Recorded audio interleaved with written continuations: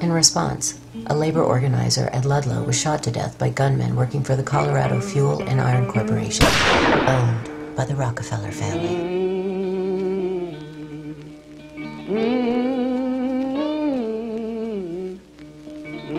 Then as now, the Rockefellers were synonymous with wealth and power. William Avery Rockefeller had made a living as a literal snake oil salesman, but his son, John Davidson, had achieved the American dream. His fortune was built by exploiting oil reserves in Mexico and the United States.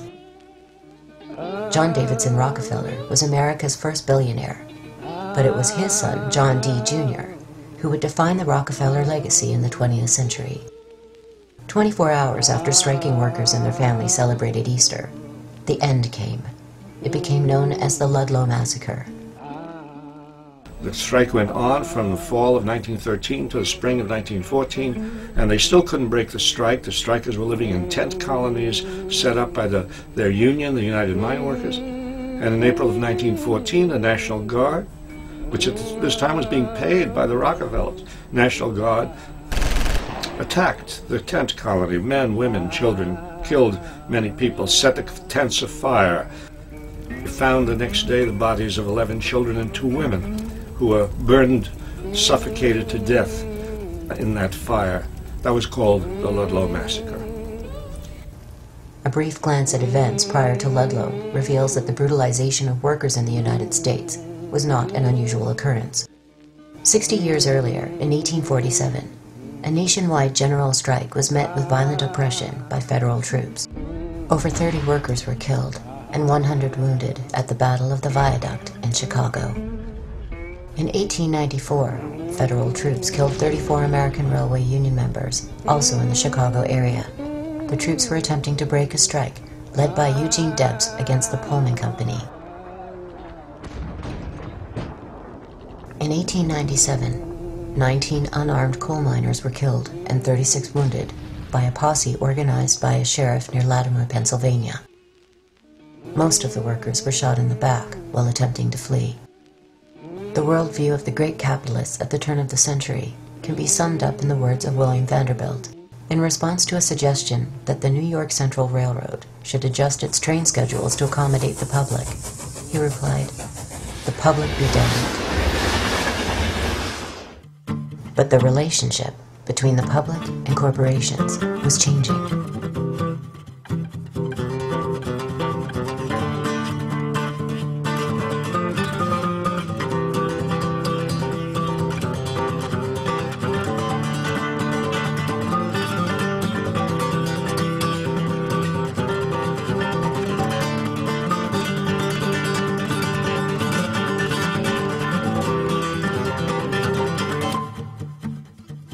Decades of organizing and rebellion had given rise to a vast network of labor groups with increasing political power.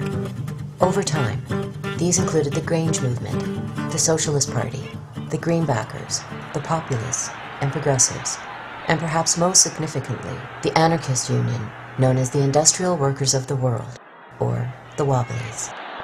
Following the massacre at Ludlow, soldiers in Denver refused to participate in further attacks against the miners, declaring that they would not engage in the shooting of women and children. Demonstrations erupted across the country. A march occurred in front of the Rockefeller offices in New York City. A clergyman protested outside a church where Rockefeller liked to give sermons, only to be beaten by police. In modern parlance, it was a PR nightmare. Ivy Lee went to work for, among other clients, the Rockefellers. The Rockefeller family, after the Ludlow massacre, used Eddie Lee to manage the public perception around that event and other events. Ivy Lee's specialty was crisis management. Among other things, he's credited with inventing the press release, which, all of us just sort of think of as something helpful. You want to publicize an event, a church picnic, call a news conference, you put out a press release. But at the time, the idea was very radical because what Ivy Lee was saying is, well, we're going to manage this crisis by calling attention to it. We're going to actually assist and help the news media and journalists in covering it. What he knew was that the degree to which journalists became used to and dependent on his services was the degree to which he could actually cultivate and manage coverage. Lee began by waging a disinformation campaign.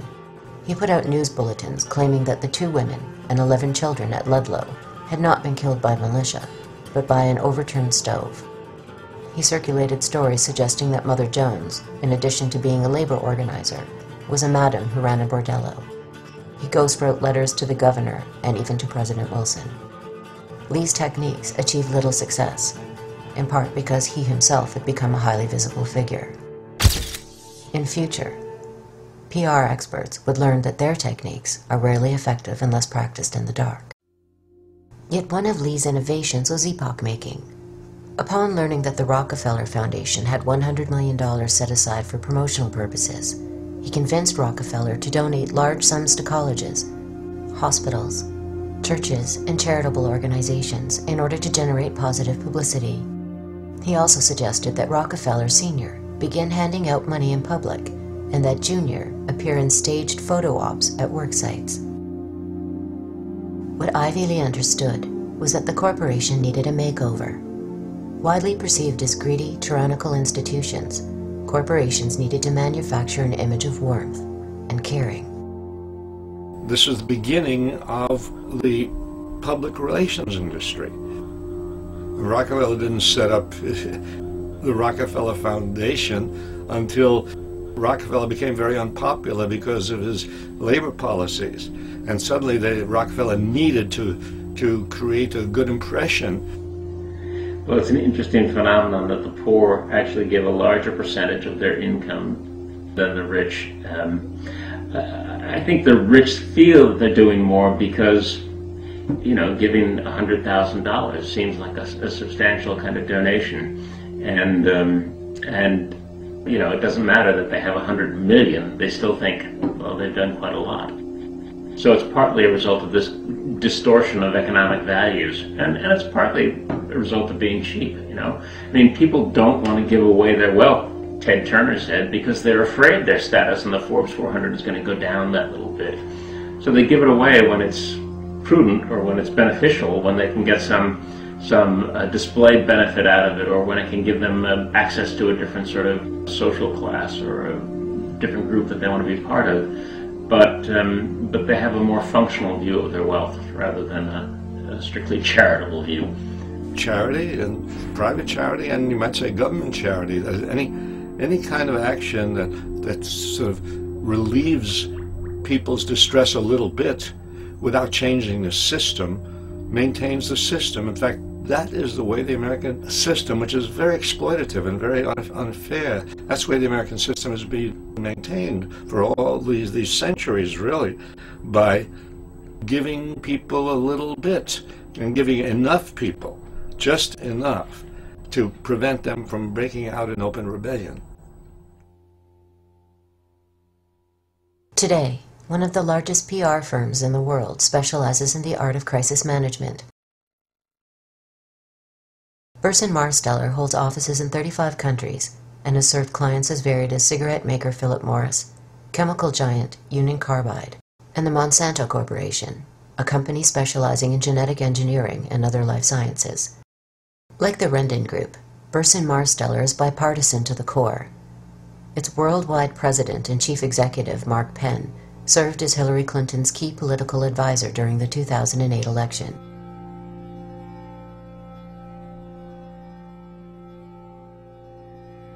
The most disturbing facet of Burson Marsteller is its willingness to work with the world's worst human rights violators.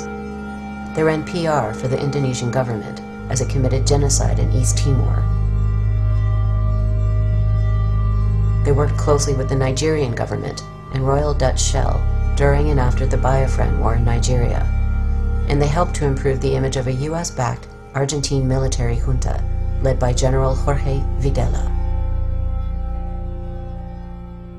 One of their clients in the 1970s was the brutal Argentine junta, which had taken control of the government there and was rounding up dissidents, systematically torturing, beating, killing people, and flying out over the ocean and dumping bodies. Not a really good public image. So the Burson-Marsteller firm was used by Argentina, hired by Argentina, and went to work for them quite happily under a fat contract to improve the image of Argentina in the international financial community and in the Western press. In some ways, it should not be surprising that public relations has evolved into companies like Burson-Marsteller and the Rendon Group. Looking back at the career of its first guru, we find a remarkably similar pattern. Ivy Lee went to work for the IG Farben company, a big German industrial company, and we know now that IG Farben was actually part of the Nazi propaganda inner circle. One of the most effective and, of course, horrifying government propaganda campaigns ever organized was the Nazi campaign that continued for years and years under the direction of Nazi propaganda minister Joseph Goebbels. And IG Farben paid Ivy Lee and also paid Ivy Lee's son to represent not just their interests, but the interests of Nazi Germany in an effort to paint the Nazi regime as being a friendly regime.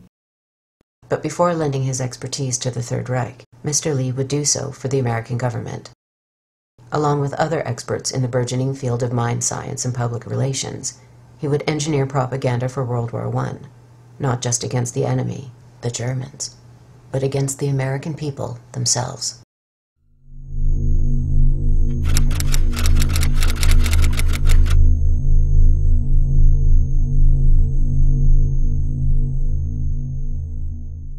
We often talk about the propaganda being relatively recent, but of course it isn't.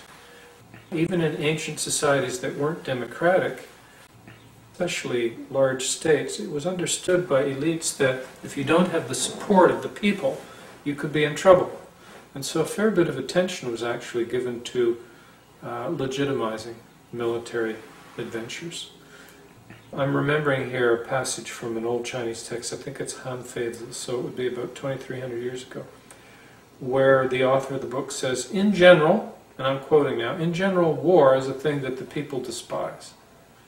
Therefore, when a young man is to be sent off to war, his wife, his parents, his family should gather around him and say to him, conquer, or let me never see you again. And this is a very powerful sense of, well, first of all, the violence done to that young man, but also of the sense that war is disgusting to most people, and it is often not in their best interest, and therefore one needs all kinds of songs and dances. And in this case, threatening the young man essentially with dispossession. You can't return to your family, you can't return home, you'll be disgraced, honor, security, everything is being played upon her. And it continues. So yeah, national security is one of the most powerful notions in modern times to swindle, I think, people to do things that are not in their best interest and to support massive military complexes that are not in anybody's interest but that are like cancers feeding on society frequently. Propaganda and persuasion have been around for centuries, eons, but propaganda in its modern sense can be traced to the 15th and 16th century when the Catholic Church was in a tough competition with the Protestants over how to articulate a religious vision for the world. And the reason that I mention this is that it shows that propaganda is about mindset, it's about ideology, it's about worldview, how people see things, as distinct from an individual policy or whether you happen to like this candidate or that candidate. So that's where the word came from, for propagating the faith. And that's the way the word was used up until the early 20th century. And then what emerged, particularly with World War I, was the application of this propagating the faith to refer to international